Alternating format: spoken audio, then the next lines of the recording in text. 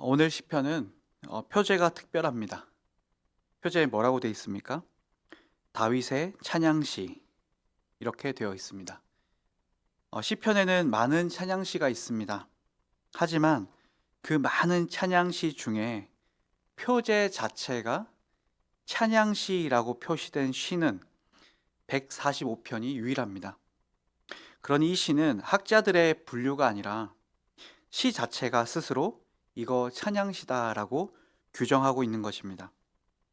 그리고 시편에 기록된 다윗의 시 중 가장 마지막 시이기도 합니다.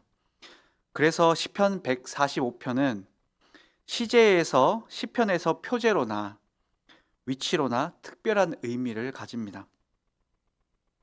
다윗은 이 시를 이렇게 시작합니다. 나의 임금님이신 하나님, 내가 주님을 높이며 주님의 이름을 영원토록 송축하렵니다. 2절에서도 이렇게 말합니다.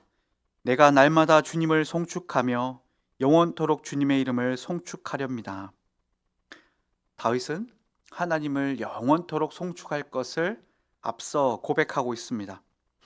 다윗이 하나님을 송축하는 이유는 세 가지입니다. 하나는 3절부터 6절에 나오는 하나님의 능력 때문이고, 두 번째는 7절부터 9절에 나오는 하나님의 선하심 때문입니다. 그리고 마지막 세 번째는 13절부터 20절에 나오는 하나님의 신실하심 때문입니다. 그러니 정리하면 다윗이 하나님을 영원토록 송축하고 그 이름을 높이는 이유는 하나님의 능력과 하나님의 선하심과 하나님의 신실함 때문입니다. 자, 그런데 잘 생각해 보면 이 세 가지는 경험해야만 알 수 있는 것들입니다. 시간을 통해 안다는 것이죠. 어쩌면 그래서 유일한 표제요, 다윗의 찬양시를 다윗의 시편 중 가장 마지막에 두었을 것 같습니다. 다윗의 시의 마지막 시가 찬송이라는 것은 다윗의 인생의 결론이 찬송이라는 말과 같기 때문입니다. 이것이 참 놀랍고 감사한 이유는 우리는 다윗의 숱한 시들을 앞에서 보았기 때문입니다. 그는 어릴 적부터 40년을 전쟁터에서 살았습니다. 갑작스럽게 왕이 되어 기름 부음을 받았으나 반쪽짜리 왕이었고 그로 인해서 도망 다녀야만 했습니다. 그의 시에는 늘 하나님이 나를 외면하신다, 하나님이 나를 어둠에 두신다는 하나님에 대한 원망도 있었고, 원수의 압제 앞에서 속수무책 당하며 죽음의 문턱을 넘나드는 그의 눈물 어린 하소연이 있었습니다. 그런데 그의 마지막 시는 찬송시입니다. 조금만 상상해 보아도 지옥 같은 인생을 살았을 것 같은 다윗인데도 그의 결론은 하나님의 능력, 하나님의 선하심, 하나님의 신실하심을 찬양할 수밖에 없고 영원토록 찬양하겠다라는 고백입니다. 다윗의 인생의 비밀을 보여줍니다. 우린 다윗의 이런 찬송시를 보면서 이렇게 생각하기 쉽습니다. 어려움 속에서도, 아픔 속에서도, 두려움 앞에서도 하나님 찬양하고 신뢰해야 하는데 어떻게 다윗은 그랬을까? 그리고 나는 왜 그러지 못할까? 이러면서 자꾸 자신은 부족하다고 느끼고 다윗을 높이는 것이죠. 그러나 성도 여러분, 다윗은 어려움 속에서도 하나님만 찾았던 사람이 아닙니다. 그의 시 전반을 보면 그도 우리와 같은 말을 합니다. 차라리 자신이 죽었으면 하며 바라기도 하고, 하나님이 나를 모른 척해서 나는 너무 힘들다고 말하기도 합니다. 물론 훌륭한 지점도 많이 있습니다. 그러나 그는 밧세바를 얻기 위해 자기의 부하를 사지로 내몬 사람입니다. 그러니 다윗은 특별하지만 우리는 부족하다라고 말해서는 안 됩니다. 다윗도 우리도 하나님의 능력과 선하심과 신실하심에 기대지 않으면 살 수 없는 인생입니다. 그러니 이 찬양시는 다윗이기 때문에 할 수 있는 찬양이 아닙니다. 우리 모두의 찬양입니다. 다윗의 시의 마지막인 이 찬송시는 하나님의 메시지가 들어 있습니다. 무엇이냐면 다윗의 인생의 결론이 찬송인 것과 같이 우리 인생의 결론도 결국 찬송으로 매듭 짓겠다. 그 하나님의 작정이고 하나님의 결기입니다. 모든 성도의 인생은 결국 찬송으로 귀결된다는 것입니다. 결국 이런저런 우여곡절이 있고 오해와 우리의 부족함이 만들어낸 수많은 이야기, 수많은 난잡한 우리의 사건들이 있지만 결국 하나님께서는 우리의 인생의 결론을 하나님을 찬송할 수밖에 없습니다라고 매듭 지으시겠다는 말씀입니다. 그럼에도 불구하고 과연 나의 삶은 찬송으로 매듭 지어질까라는 물음표를 던질 수 있습니다. 그런데 이건 하나님의 약속에 근거하여 제가 확신 있게 말씀드릴 수 있습니다. 하나님은 반드시 우리 전 생애를 걸쳐 찬송을 만들어내시고 찬송할 수밖에 없도록 하실 것입니다. 다만 우리가 그럼에도 불구하고 지금 마냥 모든 것을 찬송할 수 없는 까닭은 아직 우리는 인생을 살아가고 있는 중이기 때문입니다. 아직 진행 중이기 때문에 그렇습니다. 제가 요즘 느끼는 것은 찬송은 인생의 한 이야기가 매듭 지어질 때 나오는 것 같습니다.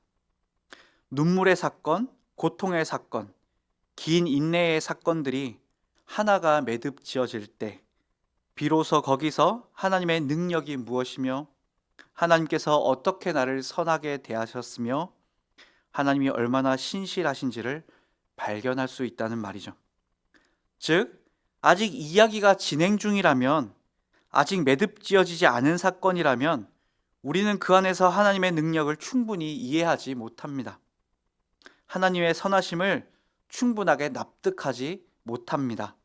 그리고 하나님의 신실하심도 잘 보이지 않습니다.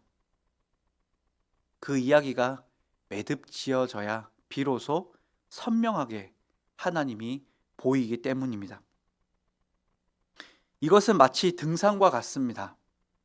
처음에 오를 땐 뒤를 돌아봐도 내가 오른 길이 보이지 않습니다. 그저 시선을 한 발 앞에 두고 열심히 걸어가는 것만 할 수 있습니다. 그러나 정상에 가까워지면 비로소 내가 걸어온 길이 눈에 들어오기 시작합니다. 이제 올라가면 올라갈수록 오른 길 전체가 조망됩니다. 내가 걸어온 길 전체를 한눈에 볼 수 있게 되는 것이죠. 아직 땀을 뻘뻘 흘리며 이제 그 초입에 들어섰다면 찬양이 나오지 않는 것 당연합니다. 어떤 사건의 중턱을 숨가쁘게 오르고 있다면 이해되지 않는 것 많이 있습니다. 이것은 하나님을 못 믿는 우리의 죄성이기도 하지만 모든 성도가 경험하게 되는 경험입니다. 하나의 사건이 매듭 지어지지 않으면 우리는 도대체 왜 하나님이 이렇게 인도하시는지, 왜 나의 기도를 들어주지 않으시는지, 침묵하시는지 이해할 수 없습니다. 그러나 한 사건이, 한 이야기가, 한 고비가 매듭 지어지고 나면 분명히 그 속에서 하나님께서 얼마나 큰 능력으로 우리를 지키셨는지 보게 됩니다. 얼마나 나를 선히 대해 주셨는지, 불쌍히 여겨 주셨는지를 알게 됩니다. 그리고 얼마나 하나님의 말씀이 신실히 내 삶에 적용되고 있는지를 깨닫게 됩니다. 그렇죠?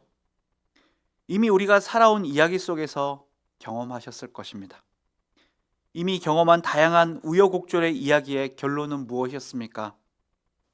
하나님 정말 나쁘시다. 하나님 정말 이해할 수 없다.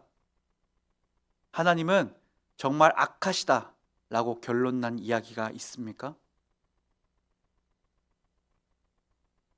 이런 결론으로 매듭 지어진 이야기 여러분의 인생에 존재합니까?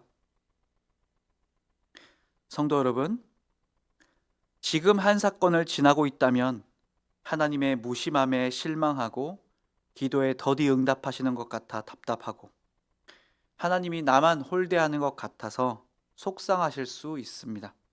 그러나 이미 매듭지어진 이야기를 다시 한번 돌아보십시오.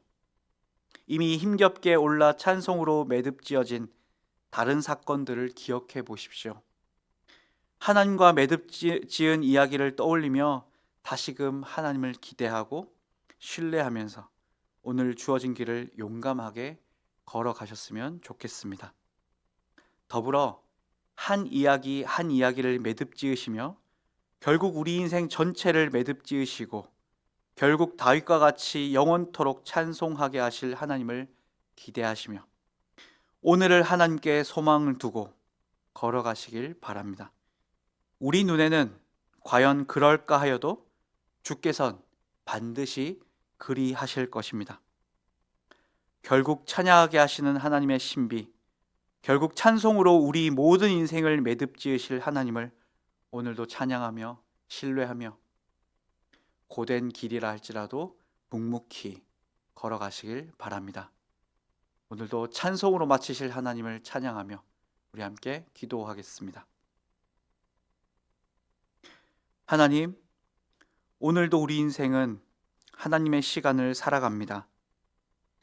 우리는 다 이해할 수 없습니다. 우리는 다 알지 못합니다. 우리는 다 보지 못합니다.